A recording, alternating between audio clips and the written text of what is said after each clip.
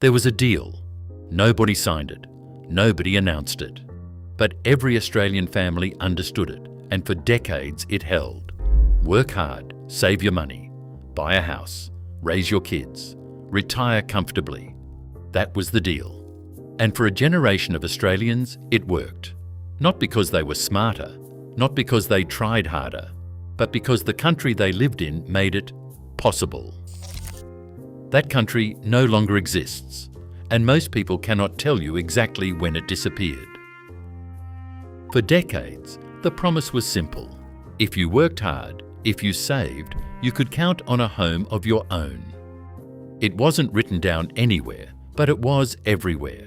In the slogans on the side of the bus, in the stories parents told their kids, in the quiet certainty that effort would be enough. This was the deal.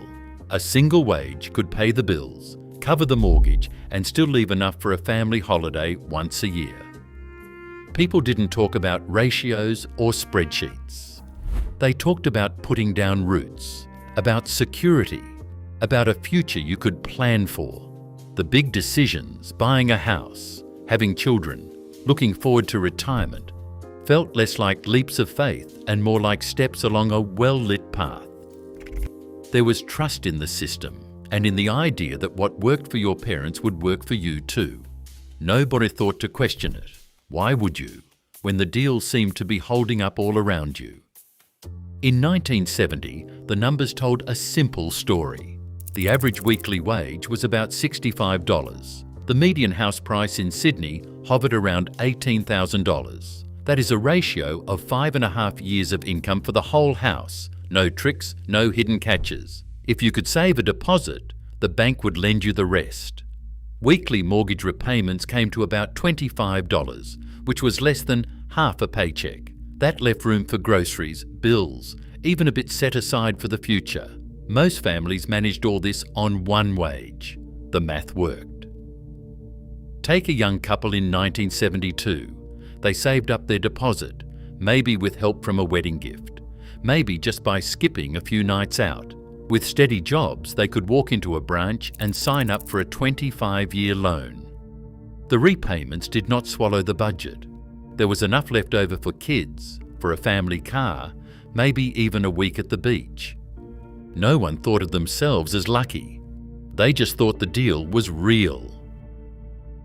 Owning a home was not the whole story.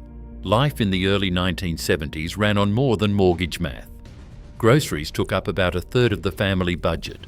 Meat, bread, milk, all bought with cash at the local shops. But there was a safety net underneath it all. Public hospitals meant no one worried about a medical bill breaking the bank. Schools were free. Textbooks and uniforms were sometimes handed down. And university fees were either low or covered by scholarships. The age pension, while modest, was designed to keep people out of poverty, and for those who had paid off their house, it often did. Most jobs came with an unspoken promise. If you worked hard, you would keep your place until retirement. No one needed private health insurance or worried about saving for school fees. The essentials were subsidised, and the future felt predictable.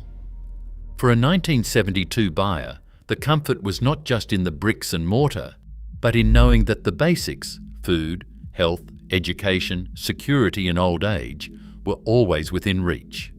The deal was bigger than a house. It was a promise that if you played by the rules, you would never fall too far. In late 1973, the world changed overnight. The oil embargo hit, and suddenly the price of almost everything jumped. Australia's inflation rate soared to 13% by 1974. It was not just petrol, groceries, building materials, even the cost of getting to work all shot up. For families who had just bought a house, the numbers on their mortgage started to look different. The interest rate, once steady, climbed past 10%.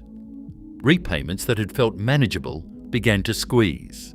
If you had bought in 1972, you might have seen your weekly bills jump by a quarter in less than 2 years.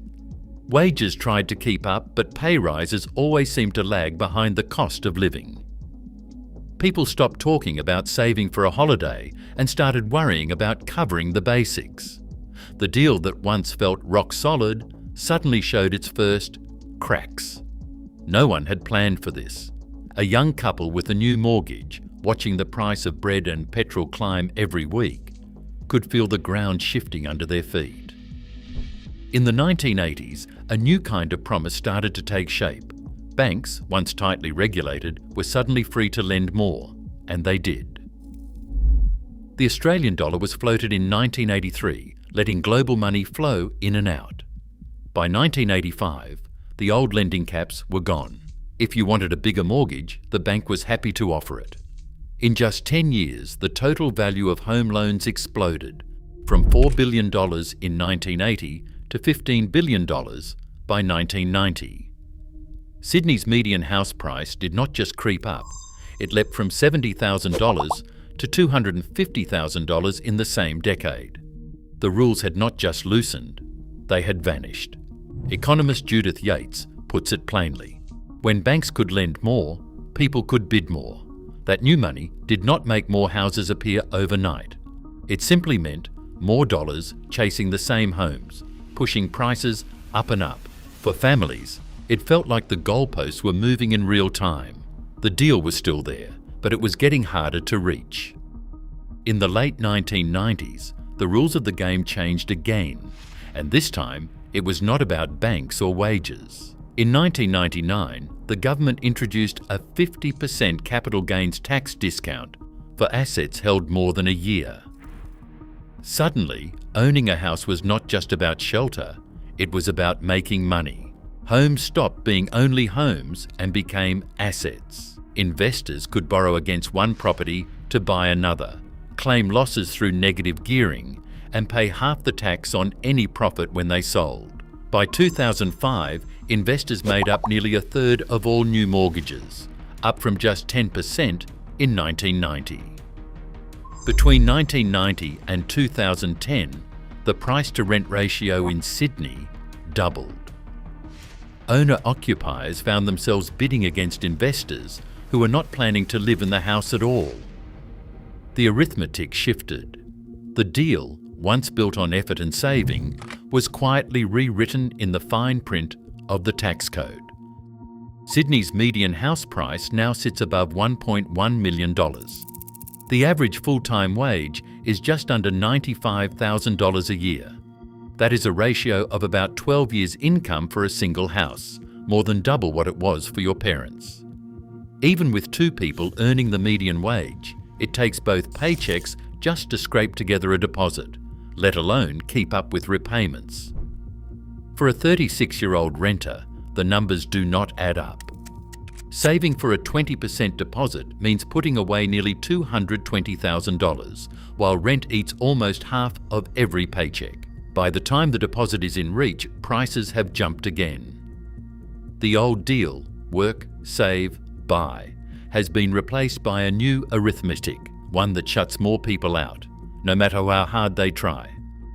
Ask someone who bought their house in 1972 what they think now, and you will often hear the same thing. They do not call themselves clever or say they worked harder than anyone today. Most will tell you straight, they were in the right place at the right time. One retired owner puts it simply, we just followed the rules, saved a deposit, bought a house, paid it off. That is what everyone did. There is no sense of pride in beating the system, just a kind of quiet gratitude, mixed with disbelief at how much things have changed. They look at what young people face now and shake their heads. The deal they counted on is not there anymore, and they know it. If I were starting out today, the same owner says, I honestly do not know how I would do it. At some point, everyone has to face the numbers, not as statistics, but as a story about their own life. Maybe it is the first time you realize your rent is swallowing half your pay. Maybe it is when you watch your parents retire in a house they bought for a fraction of what you now earn in a year. Maybe it is when you see friends buy with help you will never have, or when you do the math and the answer is simple. The old deal is not coming back. So ask yourself honestly, when did the deal stop working for you? Today, two full-time incomes often struggle to buy what one could once afford. The deal wasn't broken by laziness. It was quietly rewritten by policy and profit. Security now costs more than effort alone. So, when did the dream slip from your grasp? Share your moment in the comments below.